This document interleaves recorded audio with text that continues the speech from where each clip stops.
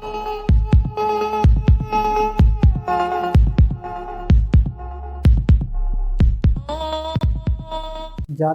ఆదాయాన్ని లెక్కించే పద్ధతుల్లో మనకు జాతీయ ఆదాయ గణన. ఈ జాతీయ ఆదాయ గణనలో మనము 3 పద్ధతులు అని చెప్పుకున్నాము. ఫస్ట్ మెథడ్ ఉత్పత్తి మదింపు పద్ధతి డిస్కస్ చేయడం జరిగింది.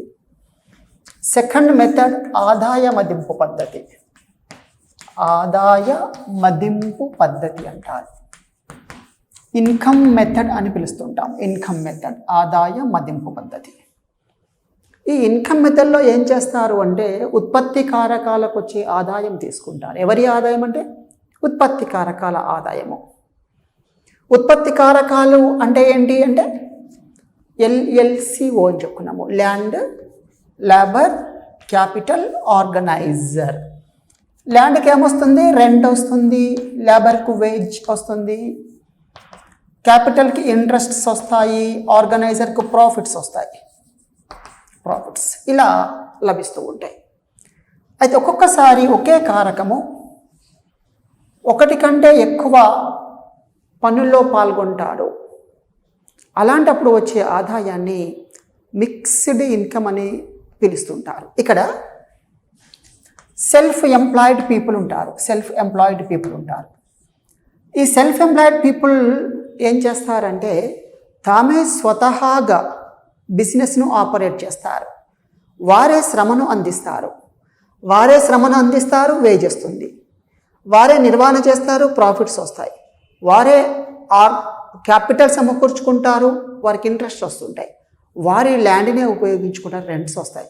ఇలా స్వయం ఉపాధి పొందే మ్యాక్సిమం అందరు ఏం చేస్తారంటే తమ యొక్క స్వంత కారకాలను ఉపయోగించుకుంటారు.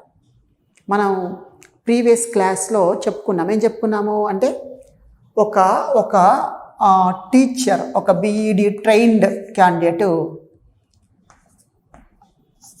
లేదా ఒక డాక్టర్ లేదా ఒక సెల్ఫ్ ఎంప్లాయ్ చేసే ఒక కార్పొరేట్ సంస్థ అనుకోండి, లేదా ఒక యూనిట్, ఇండస్ట్రీ మ్యానుఫ్యాక్చరింగ్ యూనిట్ అనుకోండి, ఇండస్ట్రీ మ్యానుఫ్యాక్చరింగ్ యూనిట్స్. ఇలాంటివన్నీ స్వంతంగా నిర్వహణ చేసుకుంటున్నప్పుడు సాధారణంగా ఏం చేస్తారంటే వీరు ఫస్ట్ అమౌంట్ సర్దుకుంటారు. అమౌంట్ సమకూర్చుకుంటారు. ఈ అమౌంట్ను మనం ఇక్కడ ఎకనామిక్స్లో క్యాపిటల్ అంటారు. అంటే ఒక 10 lakh రూపీస్ సమకూర్చుకున్నాడు. ఈ 10 lakhsని తీసుకెళ్ళి బ్యాంకులో వేసేసుకుంటే ఇంట్రెస్ట్ వస్తుంది. కానీ దాన్ని బ్యాంకులో వేసుకోడు. ఇక్కడ ఒక ఇన్స్టిట్యూషన్ కానీ ఇంకా ఏదైనా కానీ ఏర్పాటు చేయడం జరుగుతూ ఉంటుంది.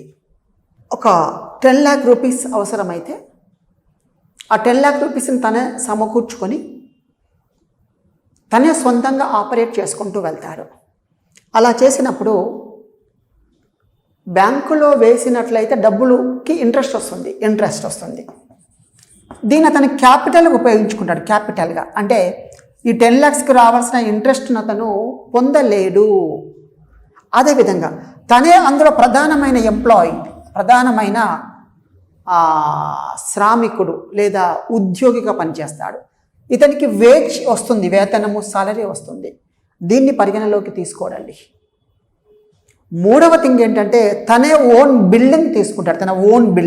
తన ఇంట్లోనే ఎక్కడో దగ్గర ఏర్పాటు చేసుకుంటాడు. దీనివల్ల రెంట్ వస్తుంది. అతనే ఓన్గా ఆర్గనైజ్ చేస్తాడు. నిర్వహణ అతనే చేసుకుంటాడు. ఇతనికి ఈ నిర్వహణకు ప్రాఫిట్ రావాలి కదా.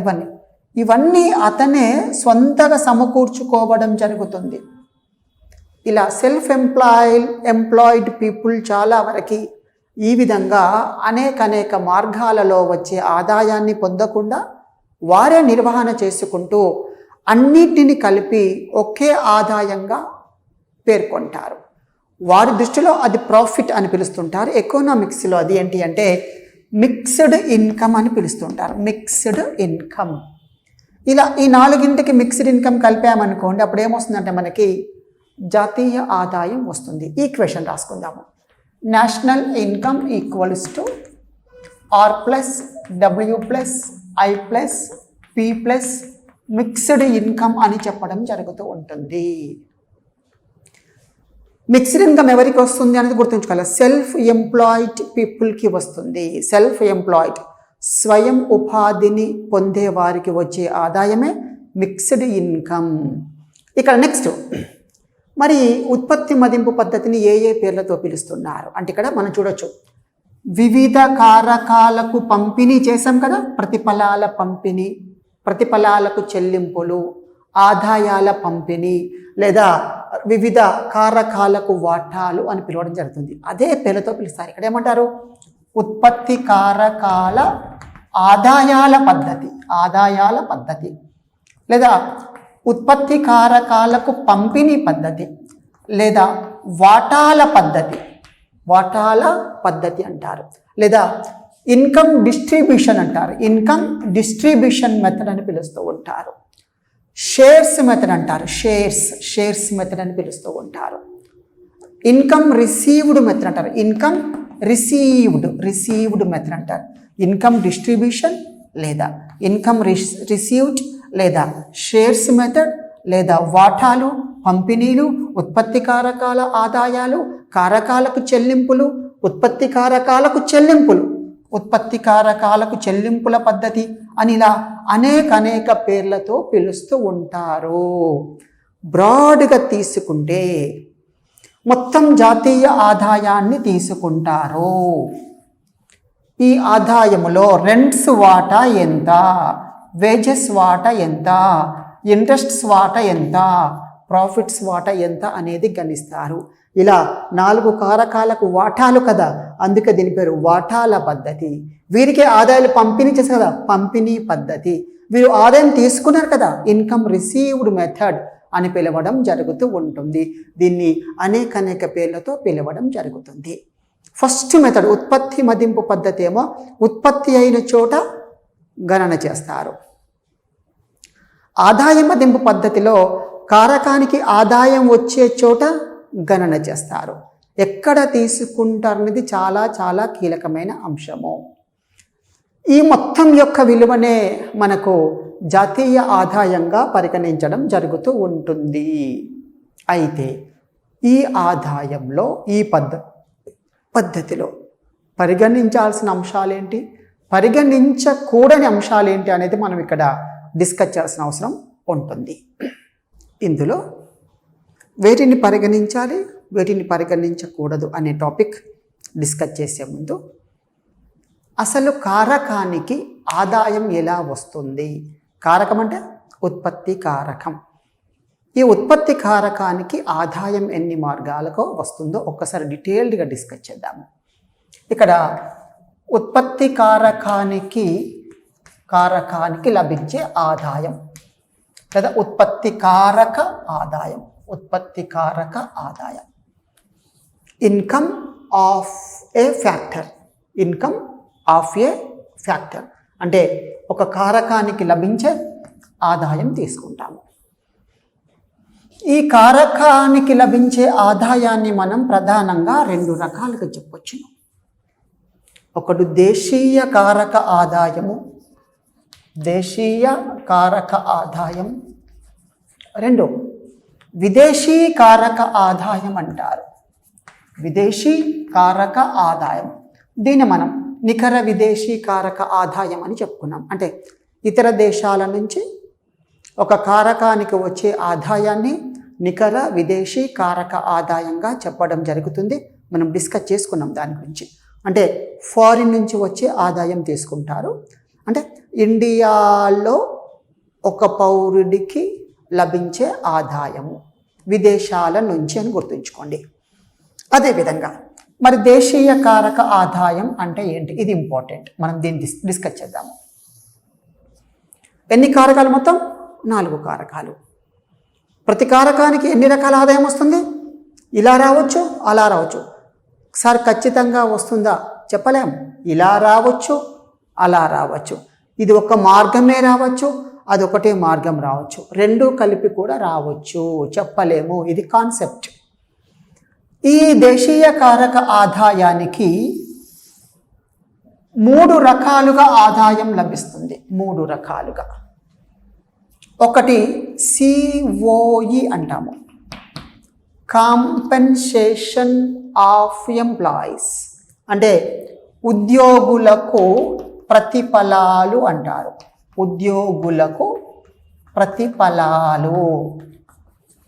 ఇక్కడ కాంపెన్సేషన్ అంటే నష్టపరిహారం అని కాదు, ఇక్కడ ప్రతిఫలము. ఒక కారకము తన శ్రమను మూలధనాన్ని అందించినప్పుడు దానికి గాను లభించే ప్రతిఫలము కాంపెన్సేషన్ ఆఫ్ ఎంప్లాయీస్ అంటారు. రెండవది ఆపరేటింగ్ సర్ప్లస్ అంటారు. ఆపరేటింగ్ సర్ప్లస్ అని పిలుస్తుంటారు. నిర్వహణ మిగులు అంటారు. నిర్వహణ మిగులు అంటే మనం ఏదైనా ఒక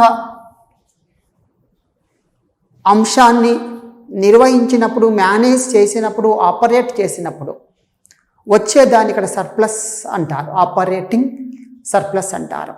ఇక్కడ ఏదైనా ఆపరేట్ చేయొచ్చును. ఒక ఆస్తి ఉందనుకోండి, ఆ ఆస్తిని ఆపరేట్ చేసిన సర్ప్లస్ వస్తుంది. ఒక భవనం నిర్మించుకున్నాము, ఆ భవనం ద్వారా దాన్ని మేనేజ్ చేయడం వల్ల సర్ప్లస్ రావచ్చును. ప్రాపర్టీస్ వల్ల ఆపరేటింగ్ సర్ప్లస్ రావచ్చును. ఎంటర్ప్రెన్యూర్షిప్ వల్ల రావచ్చును. ఒక కంపెనీ ఆర్గనైజ్ చేయడం వల్ల రావచ్చును. అనేక రకాలుగా వస్తాయి. మూడవది మనం ఇందాక డిస్కస్ చేసాము, మిక్స్డ్ ఇన్కమ్ అంటారు. This is only for self employed people, not for all. అందరు కాదు. ఒక ఉద్యోగి ఉన్నాడు, ఉద్యోగికి ఎప్పుడైనా వేతనమే వస్తుంది, ప్రాఫిట్స్ రావు. అక్కడ మిక్స్డ్ ఇన్కంలో ఒక ఫ్యాక్టరీకి అన్నీ లభిస్తాయి. ఏంటి? రెంట్స్ లభించవచ్చు, వేజెస్ లభించవచ్చు, ఇంట్రెస్ట్స్ లభించవచ్చు, ప్రాఫిట్స్ లభించవచ్చు. అన్నీ కలిపితేనే మనం ఏమనుకున్నాము, మిక్స్డ్ ఇన్కమ్ అని చెప్పడం జరుగుతుంది. ఇక్కడ మరి first thing compensation of employees, ఉద్యోగులకు లభించే ప్రతిఫలాలు.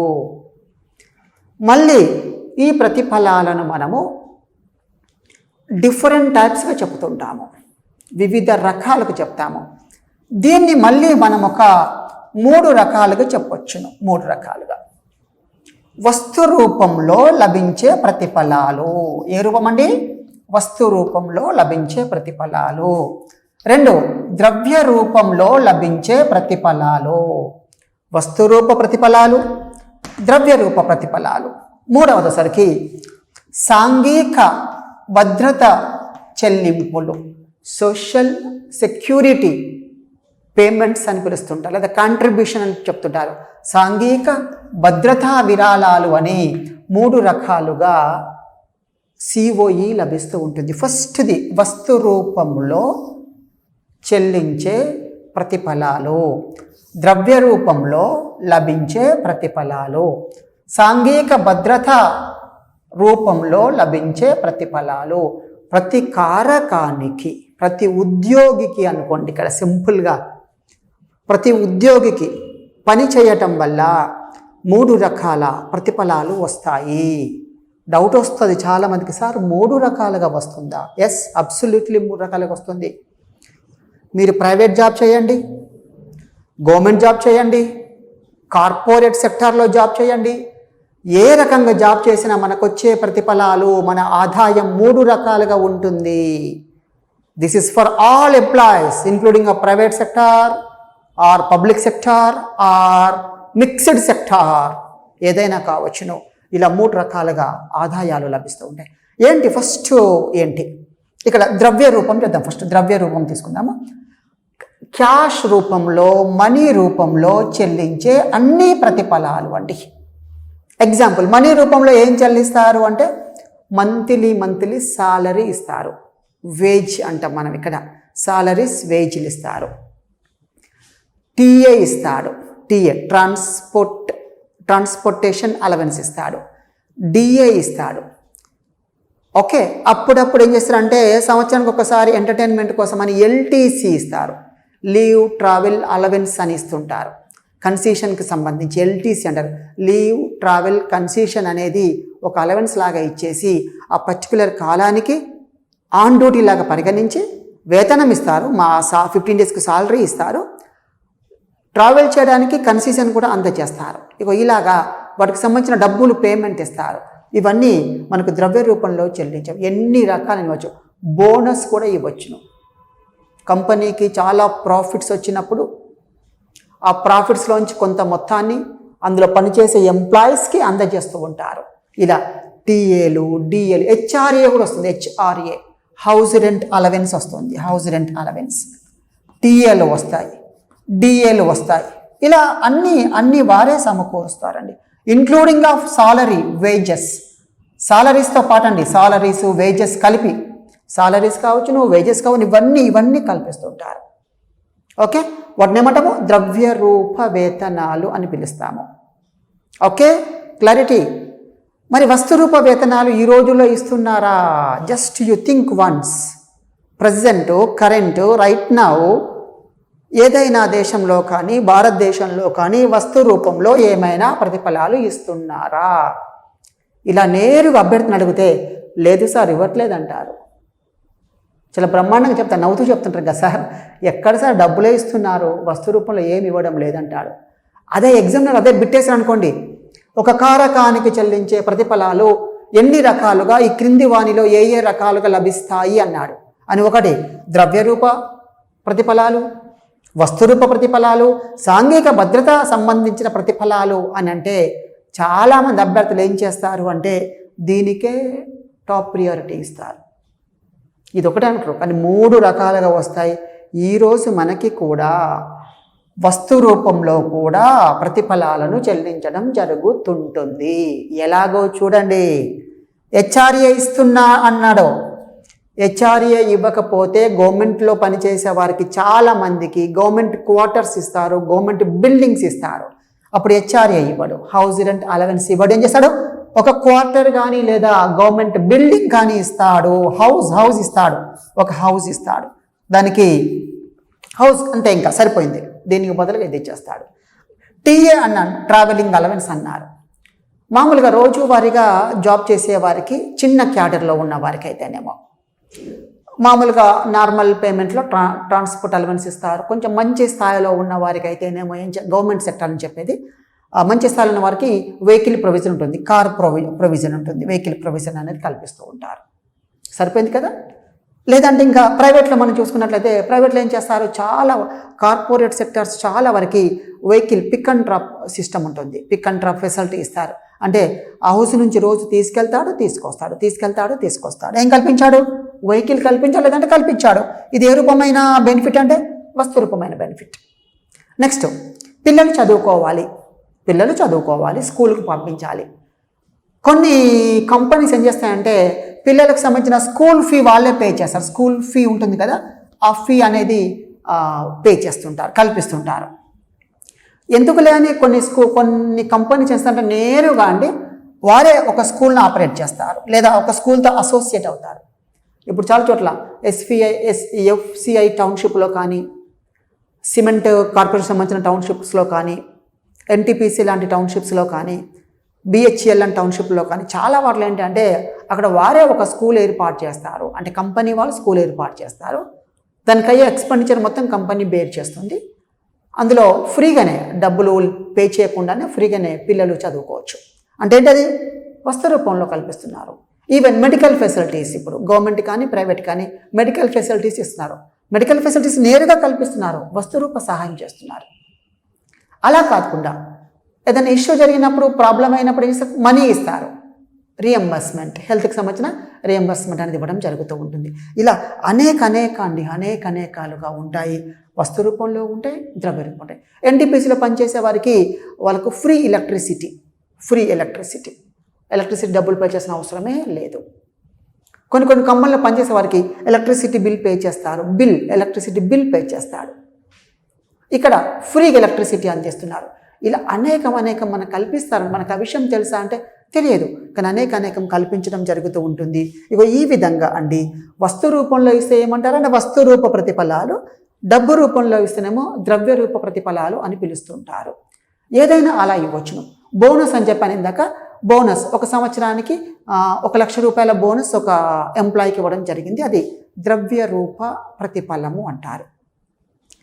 అలా కాకుండా ఆ కంపెనీ అచీవ్ అయినందుకు అందరికీ ఒక కిచెన్కి సంబంధించిన ఒక ఆర్టికల్ గిఫ్ట్ ఇచ్చారు. కిచెన్ గిఫ్ట్ అని ఒక ఆర్టికల్ సంబంధించిన వస్తువుల గిఫ్ట్ ఇచ్చారు ఒక్కొక్క ఫ్యామిలీకి ఒకటి.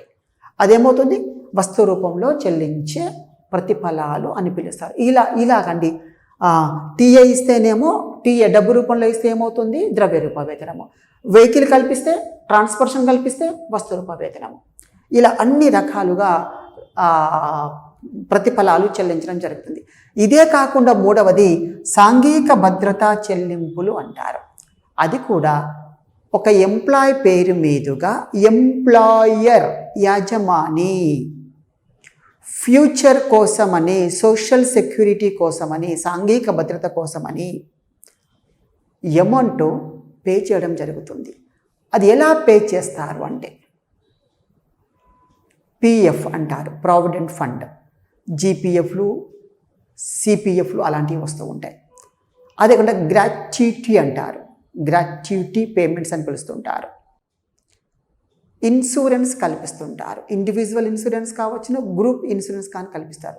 కొన్ని హానికరమైన పరిశ్రమలు ఉంటాయి కదా, అలాంటి వాటిలో గ్రూప్ ఇన్సూరెన్స్ కల్పించడం జరుగుతూ ఉంటుంది. అంటే ఈ విధంగా భవిష్యత్తు కోసమని, సోషల్ సెక్యూరిటీ కోసమని ప్రభుత్వం కంపెనీలు కల్పిస్తున్నాయి, యాజ్ వెల్ యాజ్ ప్రైవేట్ కంపెనీలు చాలా కూడా కల్పిస్తున్నాయండి.